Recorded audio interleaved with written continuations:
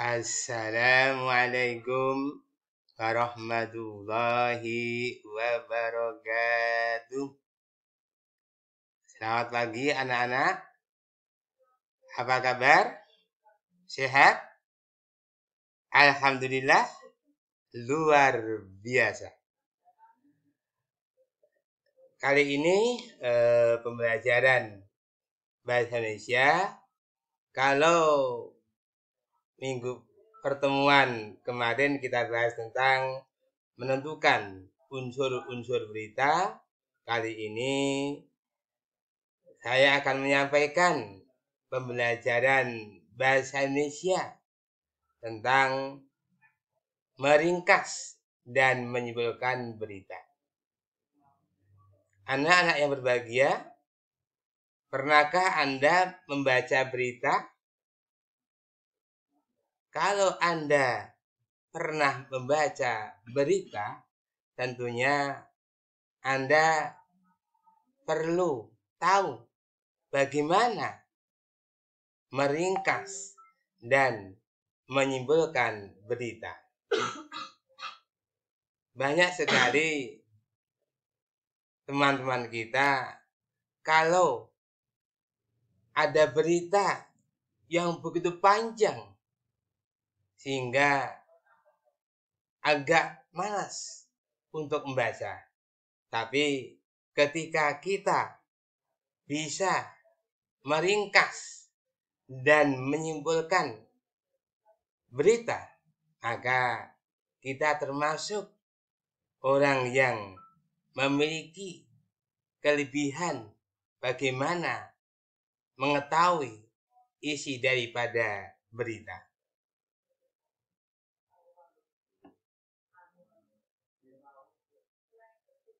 Yang menjadi pertanyaan adalah bagaimana cara meringkas dan menyimpulkan berita. Setidaknya ada 3 hal cara meringkas dan menyimpulkan berita. Yang pertama adalah ringkasan berita.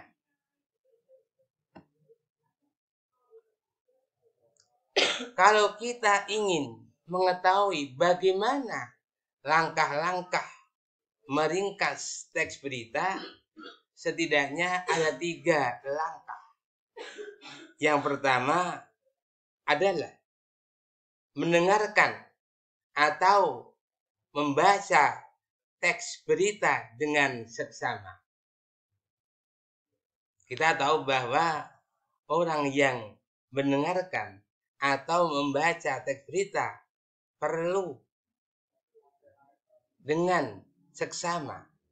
Bagaimana tekanan katanya, bagaimana intonasinya, sehingga kalau kita membacanya memperhatikan tekanan, intonasi, maka pembaca bisa mengetahui.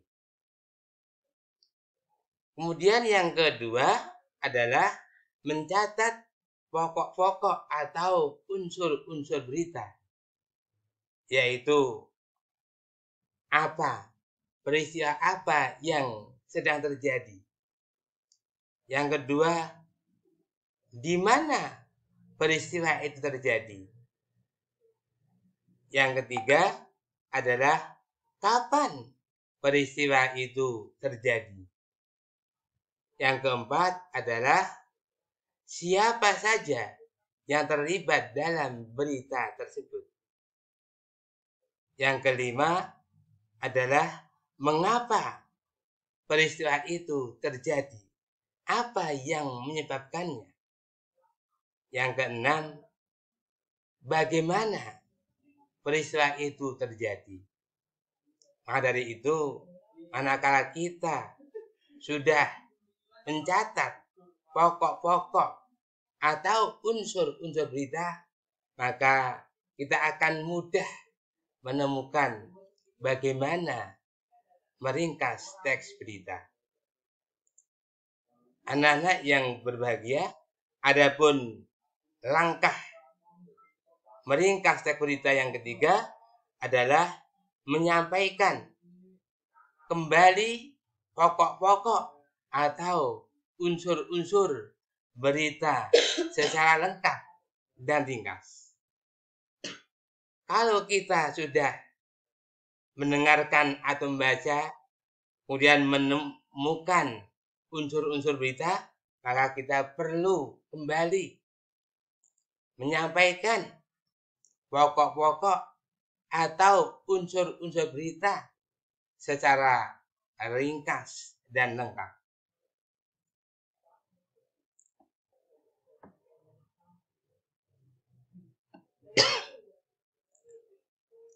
Kemudian yang ketiga adalah simpulan berita. Dalam hal ini, untuk menyimpulkan suatu berita, kita harus memuat unsur-unsur berita dengan rumusan lebih ringkas.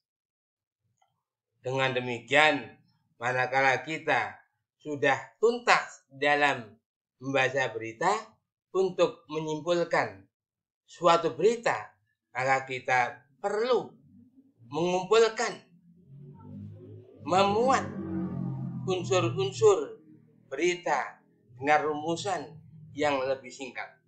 Dengan kata lain, kita menggarisbawahi 5W plus 1H itu harus ada dalam simpulan berita.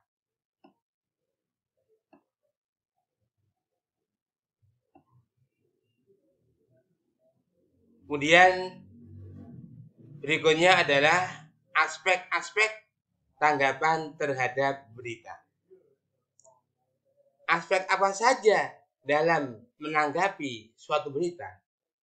Setidaknya kita tahu isi atau unsur berita. Maka dari itu, ketika kita sudah tahu tentang aspek tanggapan terhadap berita, maka unsur-unsur berita ini perlu kita garis bawahi. Hingga kalau kita sudah menemukan unsur-unsur berita, maka akan diberi kemudahan untuk bisa menyimpulkan suatu berita. Berikutnya adalah tentang bahasa berita yang akan kita kupas dalam materi berikutnya. Sekian pembelajaran kali ini. Mudah-mudahan kalian semakin paham. Terima kasih. Wassalamualaikum warahmatullahi wabarakatuh.